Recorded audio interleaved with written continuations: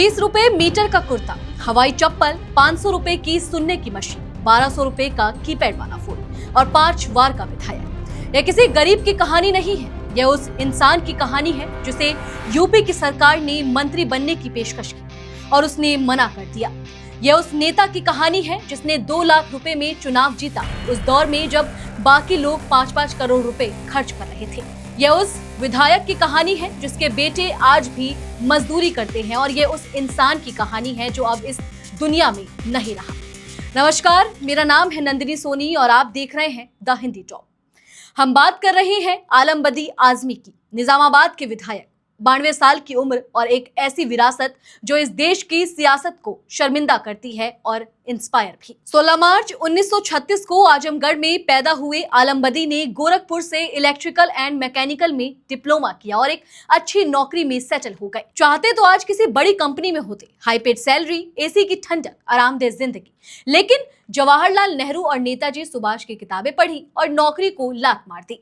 1970 के उस दौर में जब गांव में बिजली का खंभा देखना ख्वाब था, यह इंजीनियर सड़कों पर ट्रांसफार्मर और नाले के लिए लड़ रहा था। यह डिसीजन आसान नहीं था, लेकिन आलम बदी के लिए डिसीजन हमेशा आसान था, क्योंकि उनके लिए सवाल सिर्फ ये था कि सही क्या है, पैसा नहीं, सुविधा नहीं, शोहरत नहीं। 1996 में पहली बार निजामाबाद का विधानसभा का चुनाव जीता, फिर 2002, 2017, 2022 कुल 5 बार। सिर्फ 2007 में एक बार हारे और हार के बाद क्या किया, अगले दिन सुबह 9 बजे उसी टीन शेड के नीचे जनता का दरबार लगा लिया। उन्होंने कहा, आवाम ने आराम दिया तो खिदमत और करूंगा। ये जुल्मा याद रखिए, आवाम ने आराम दिया है। हार को आराम कहने वाला नेता शायद इस देश में पहले और आखिरी बार हुआ। और अब उनकी जीत का हिसाब सुनिए। 2012 का चुनाव जब 5-5 करोड़ में लड़ा जा रहा था, आलम बदी ने सिर्फ 2 लाख रुपए में जीत लिया। जीतने के बाद जहां विधायक महंगी गाड़ियों में घूमते हैं, फर्स्ट क्लास में सफर करते हैं, आलम बदी लखनऊ जाने के लिए एक पुरानी खटारा एम्बेसडर कार का इस्तेमाल करते थे। वो एम्बेसडर पूरे आजमगढ़ में मशहूर थी, इसलिए नहीं कि कोई स्पेशल कार थी, वो एम्बेसडर पूरे आजमगढ़ में मशहूर थी, इसलिए नहीं कि वो कोई स्पेशल कार थी, बल्कि इसीलिए कि वो चलती कम थी, रुकती ज्यादा थी। कभी बीच बाजार में तेल खत्म, कभी इंजन फेल। बाद में एक पुरानी बुलेरो खरीदी, लेकिन उसमें डीजल डलवाने के पैसे नहीं होते थे। बाद में एक पुरानी बुलेरो खरीदी, लेकिन उसमें डीजल डलवाने के पैसे नहीं थे, तो वो कार्यकर्ता की बाइक पर पीछे बैठ जाते या सड़क से गुजरती कोई गाड़ी रोककर लिफ्ट ले लेते। विधानसभा सेशन में जाना हो तो यूपी रोडवेज की सरकारी बस में विधायक का पास दिखाकर चले जाते। एक पल रुकिए, यूपी का विधायक सरकारी बस में, रोडवेज पास पर। यह उस वक्त का भारत था जहां विधायकों के काफिले में 10-10 गाड़ियां होती थी, जहां सायरन बजाकर रास्ता साफ कराया जाता है, जहां एसपीजी सिक्योरिटी और पीए की फौज होती है। और उसी यूपी में आलम बदी बस में बाइक पर लिफ्ट लेकर अपने लोगों के पास जाते थे। अब उनके घर की बात करते हैं। आजमगढ़ की गलियों में उनका मकान कोई खास नहीं था, दीवारों पर रंगाई पुताई भी नहीं, कोई सिक्योरिटी गार्ड नहीं, कोई पीए की फौज नहीं, छोटा बेटा ही पीए था। लेकिन बाबा से पूछे बिना किसी का फोन भी नहीं उठाता था। सुबह उठकर खुद झाड़ू लगाते थे, कोई मिलने आता तो बेटा पोता आम से कप में काली चाय पकड़ा देते और घर पर एक छोटा सा तिरंगा जरूर टंगा रहता था।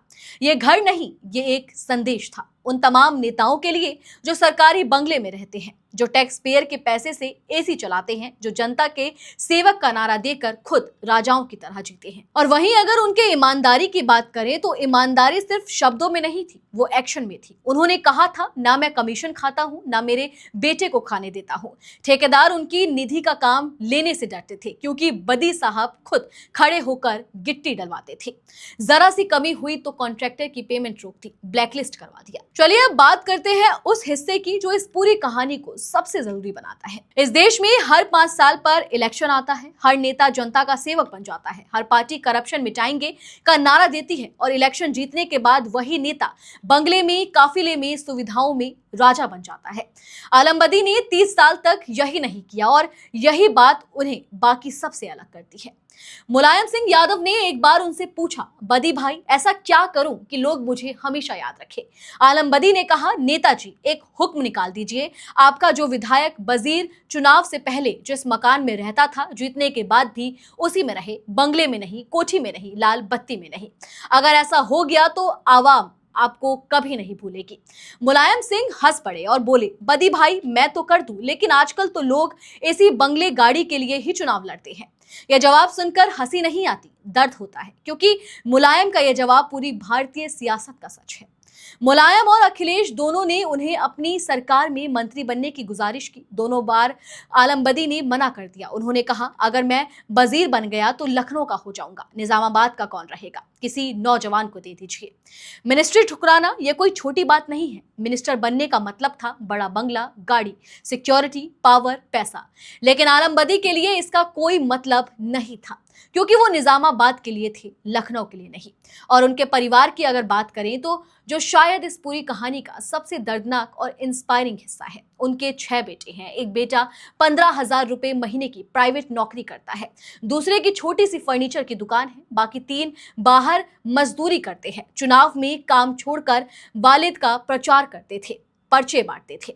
30 साल विधायक रहे एक नेता के बेटे मजदूरी कर रहे हैं। इस एक लाइन को पढ़कर जो नेता शर्मिंदा ना हो वो इंसान नहीं। आलम बदी ने अपने इलाके में 4 गेट बनवाए, चारों गैर मुस्लिम शहीदों के नाम पर। एक मुस्लिम विधायक ने हिंदू शहीदों के नाम पर गेट बनवाए। उन्होंने कहा, मोहब्बत से ही नई नस्ल सीखेगी।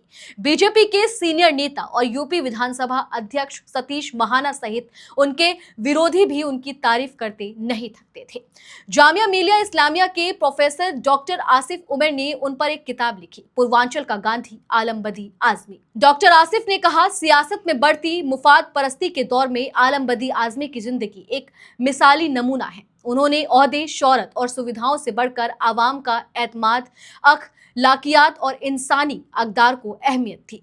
और उनके सेहत का राज अगर जाने तो बेटे ने बताया, 2 रोटी, 2 अंडे, 2 गिलास दूध, कम खाओ, पैदल चलो, खूब पानी पियो। 92 साल की उम्र में भी अपनी विधानसभा का दौर करते थे, विकास कार्यों की निगरानी करते थे। आज आलम बदी इस दुनिया में नहीं रहे, वो चले गए, लेकिन जो छोड़ गए वो सोचने पर मजबूर करता है। हर उस नेता को जो आज किसी सरकारी बंगले में बैठा है, हर उस विधायक को जिसके काफिले में 10 गाड़ियां हैं, हर उस मिनिस्टर को जो जनता का सेवक कहलाता है, लेकिन जनता से मिलने का वक्त नहीं होता।